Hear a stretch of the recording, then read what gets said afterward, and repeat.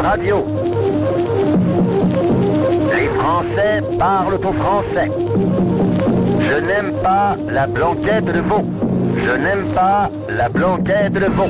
Sud Radio Berkov dans tous ses états. Le Conseil constitutionnel, l'un des piliers de la République, est-il politisé ou pas? La question se pose. Pourquoi? On en parle tout de suite. Sud Radio André Berkov. Ça balance pas mal. Berkov dans tous ses états, ça balance pas mal sur Sud Radio. C'est la gratuité, éblouit le soleil. C'est la gratuité, hey, c'est la gratuité. Hey, c'est la gratuité, hey, c'est la gratuité. Hey, c'est la Le rappeur Haïmoun, la gratuité, Louis Soleil, c'est la gratuité. Alors, il y a là, tout de suite, une décision du 28 mai 2024, donc communiqué du Conseil constitutionnel, donc tout à fait récente et immédiate. Le Conseil constitutionnel censure, comme contraire au principe d'égalité devant la justice, des dispositions législatives excluant du bénéfice de l'aide juridictionnelle, hors cas particulier, les étrangers qui ne résident pas régulièrement en France. Pierre Gentillet, bonjour. Bonjour André Berkov. Bonjour Pierre, vous êtes avocat, on vous reçoit et toujours avec plaisir ici. Alors, il y a quand même c'est intéressant parce que quand on dit les étrangers qui ne résident pas régulièrement en France, on a l'impression de personnes qui passent, qui restent 3 mois ou 6 mois. Ça me paraît une rédaction un peu bizarre parce que, en fait, c'est, si j'ai bien compris, c'est exclusion des étrangers en situation irrégulière du bénéfice de l'aide juridictionnelle. Et aujourd'hui, en raison de ce qu'a décidé le Conseil constitutionnel, tous les étrangers en situation irrégulière pourront avoir l'aide juridictionnelle, c'est-à-dire le bénéfice d'avoir un avocat, c'est ça? C'est tout. Alors, le bénéfice, effectivement, de l'aide juridictionnelle qui permet d'avoir un avocat, mais pas seulement, qui permet aussi de payer certains frais d'huissier, c'est méconnu, mais effectivement, tous les étrangers, qu'il s'agisse d'étrangers en situation régulière ou irrégulière, pourront, après cette décision, bénéficier de cette aide. Oui. Mais alors justement, Pierre Gentillet, c'était le cas avant quand même pour les étrangers en situation régulière. Ils avaient le bénéfice, donc aide juridictionnelle, avocat, huissier, etc., etc. Mais là, ça s'applique. C'est-à-dire, ce que je voudrais comprendre, c'est que par exemple, quelqu'un qui est là, un clandestin, ce qu'on appelle les clandestins, donc qui sont entrés ou un sans-papier, etc., qui est là, peut ou pas bénéficier de l'aide juridictionnelle, d'après la décision du Conseil constitutionnel. Alors, est-ce que ça s'applique aux clandestins, aux sans-papiers ou à qui? Ça s'applique depuis la décision du Conseil constitutionnel d'avant-hier à tous les étrangers, qu'ils soient en situation régulière ou irrégulière. Juste un petit point pour comprendre ce qui a changé, ce qui était, comment est-ce que ça fonctionnait avant. Nous avions une loi, qui existe toujours, une loi de 1991, qui permettait aux étrangers d'obtenir l'aide juridictionnelle si ces étrangers justifiaient d'une situation régulière.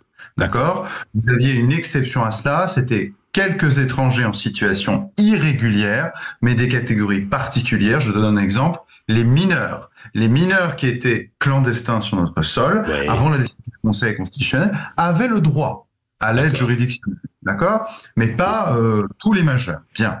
Avec la décision du Conseil constitutionnel, au nom du principe d'égalité sur lequel on reviendra peut-être, désormais, effectivement, tout clandestin, toute personne qui a violé nos frontières, toute personne qui fait l'objet d'une OQTF, c'est-à-dire d'une personne qui se maintient sur le sol français alors même... Oui, j'allais vous demander, l'OQTF rentre là-dedans, tout à fait. Bien sûr.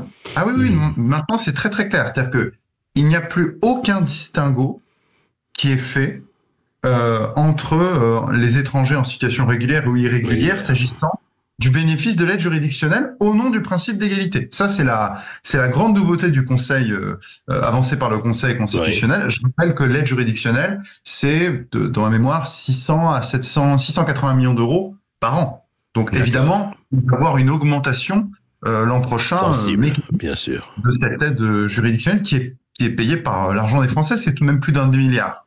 Oui, c'est le contribuable, évidemment, qui...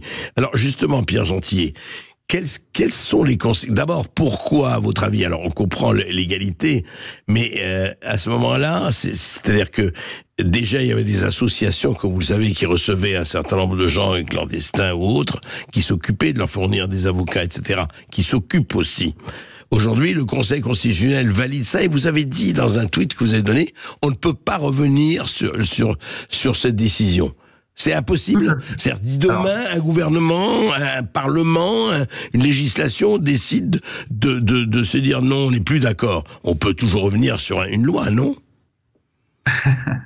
On peut toujours revenir sur une loi, à ceci près qu'il s'agit ici d'une décision du Conseil constitutionnel, et les décisions du Conseil constitutionnel s'imposent par-dessus les lois. Vous savez, ce qui s'est passé avant-hier, c'est que le Conseil constitutionnel, qu'a fait le Conseil constitutionnel? Il a considéré qu'il existait un principe supérieur, qu'il invente, hein, je le dis littéralement, le principe d'égalité à valeur constitutionnelle. Je vais pas vous faire un cours de droit, mais c'est un principe d'égalité d'accès à la justice. C'est un principe que le Conseil constitutionnel a, on dit ça pudiquement, a dégagé, a inventé depuis des décennies, et qui est très très facilement interprétable. Eh bien, au nom de ce principe d'égalité à valeur constitutionnelle, on va censurer une norme inférieure sur le plan juridique, qu'est la loi. C'est comme ça que ça fonctionne. Donc concrètement, et là je réponds à votre question... Oui, c'est au-dessus de la loi. Oui. Absolument. Ça veut donc dire que, faisons un cas pratique, admettons demain vous avez une majorité à l'Assemblée nationale qui décide de faire passer une loi, et cette loi dispose que seuls les étrangers en situation régulière peuvent bénéficier de l'aide juridictionnelle. C'est l'inverse de ce qu'a dit le Conseil constitutionnel. Supposons que cette loi soit adoptée à la majorité de l'Assemblée nationale. Eh bien, le Conseil constitutionnel, saisi par 60 députés, 60 parlementaires de gauche, ce qui serait facile, puisqu'ils se réjouissent de cette décision, eh bien, le Conseil constitutionnel censurera cette loi. Très naturellement, en suivant la position qui était la sienne. L'unique possibilité qui permet de contrer une décision du Conseil constitutionnel serait, elle est double en réalité, un référendum par le biais de l'article 11 déclenché par le président de la République sur ce sujet-là. Et là, le référendum s'imposera, référendum législatif s'imposera par-dessus la décision du Conseil constitutionnel. Et la deuxième possibilité serait de passer par l'article 89 de la Constitution pour modifier la Constitution et y inclure des dispositions migratoires contraires à ce qu'a dit le Conseil constitutionnel. Mais c'est vous dire que très compliqué. Le système est ainsi fait que c'est très compliqué. Oui, les juges ont un immense pouvoir en France, et au cas particulier ici, bien sûr, ces juges que je commente assez souvent, enfin juges entre guillemets, ces juges du Conseil constitutionnel. Alors justement, Pierre Gentil, une dernière question. Quelles sont à votre avis les conséquences? Qu'est-ce que ça va changer? Qu'est-ce que ça peut changer? Le chiffre, enfin le volume de migrants effectivement clandestins étant ce qu'il est, qu'est-ce que pratiquement ça va changer dans l'exercice? C'est l'exercice de la réalité, quoi.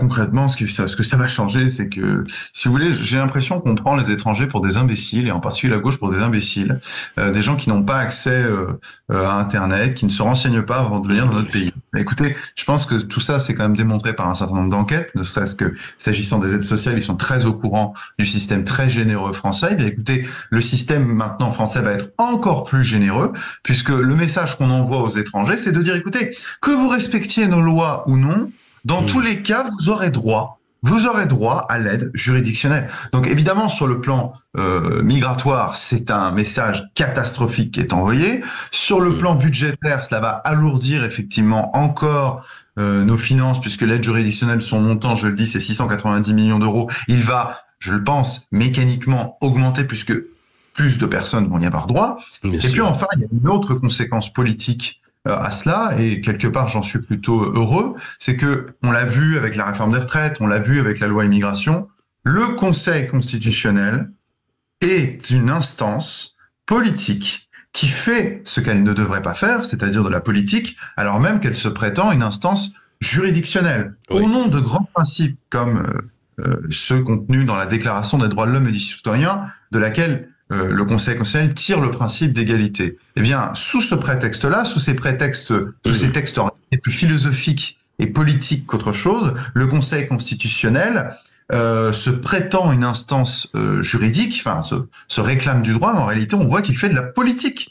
Donc il sera nécessaire à un moment ou à un autre, en 2027, pour tout gouvernement qui souhaiterait que le politique récupère le pouvoir sur ce type d'instance parasitaire au sens parasite du pouvoir politique, et effectivement il sera nécessaire à un moment de le réformer. Ça, pour moi, c'est le message.